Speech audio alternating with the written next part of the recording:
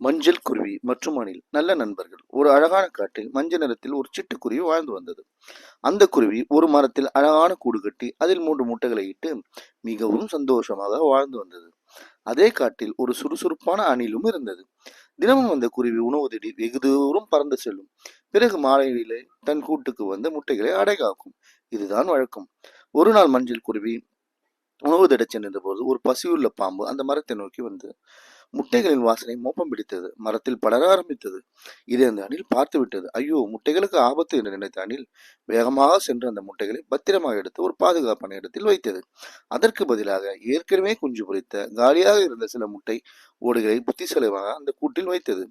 பாம்பு கூட்டுக்கு வந்து பார்த்து உடைந்து கிடந்த முட்டைகள் ஓடுகளை பார்த்து ஏமாந்து போய்விட்டது.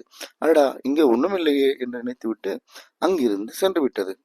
அதே சமயம் தன் கூட்டுக்குள் திரும்பி வந்த மஞ்சள் குருவி பாம்பு தன் கூட்டிலிருந்து செல்வதை பார்த்தது. ஐயோ, என் முட்டைகளை பாம்பு சாப்பிட்டு விட்டதே என்று நினைத்து கூட்டில் இருந்த உடைந்த முட்டை ஓடுகளை பார்த்து அழ ஆரம்பித்தது. அப்போது அங்கு வந்த அணில் அந்த அனைத்தையும் விளக்கமாக சொன்னது. அணில் மெதுவாக சொன்னது, குருவி நண்பனே, பயப்படாதே, உன் முட்டைகளை பத்திரமாக இருக்கின்றன. மஞ்சள் குருவி கண்ணீருடன், நண்பா, நீ செய்த உதவிக்கு எப்படி நன்றி சொல்வேன் என்றது. பிறகு தான் பத்திரமாக பாதுகாத்து வந்திருந்த முட்டைகளை அந்த குருவியிடம் கொடுத்தது. தான் கேட்காமலேயே ஆபத்தான நேரத்தில் உதவி செய்த அணிலுக்கு மஞ்சள் குருவி மனதார நன்றி சொன்னது. நாட்கள் உருண்டோடின. முட்டைகளில் இருந்து மஞ்சள் குருவி குஞ்சுகள் பொரித்தன. அவை வளர்ந்து பெரிய பறவைகளாக மாறின.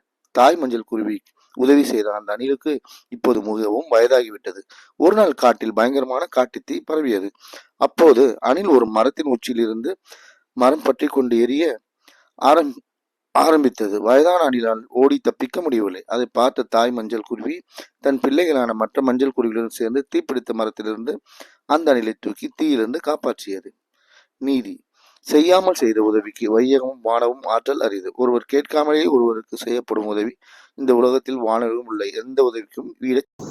ஹாய் ஃப்ரெண்ட்ஸ், இந்த கதைக்கு நீங்கள் ஒரு நல்ல ஒரு தலைப்பை கொடுங்க. ஒரு கொடுக்குற ஒரு தலைப்புக்கும் 5 rupees உங்களுக்கு ஜிபேல அனுப்பணும். பெஸ்ட் தலைப்புக்கு 500 rupees அனுப்பணும். மிகவும் சந்தோஷம். மறக்காம உங்க ஜிபே நம்பரும் உங்க கமெண்ட்ல போட்டுருங்க. ஒரு சுறுசுறுப்பான